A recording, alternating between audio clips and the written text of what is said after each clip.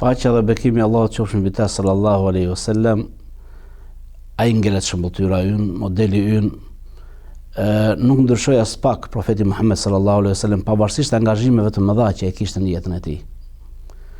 Vazhdoi të tregojë modest derisa takoi Allahun e Madhëruar.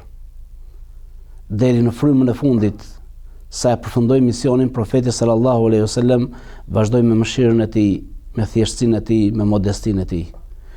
Madje kur vinte ndonjë beduin nga shkretëtira e largët, kërkonte diçka te profeti sallallahu alaihi wasallam, donte të takonte profetin sallallahu alaihi wasallam.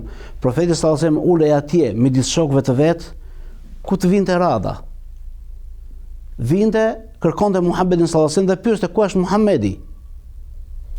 Pra që përtesisht sa nuk e dalloni dot as në mëngjes nga pasuesit e tij. Nuk e dallonte. Dhe pyeste që ku është Muhamedi sallallahu alaihi wasallam. Kjo edhe pasi ishte, po themi, edhe pasi më kaluan vite, profeti sallallahu alaihi wasallam, edhe pasi ishte i pari vendit, vazhdoi të ishte në kulmin e modestisë. Dhe kjo e bëri atë figurën më të dashur, njeriu më të dashur për sahabët e tij, që siç e përmenda pak më herët, ishin gatshëm të jepnin jetët e tyre, të sakrifikonin gjithçka për profetin Muhammed sallallahu alaihi wasallam.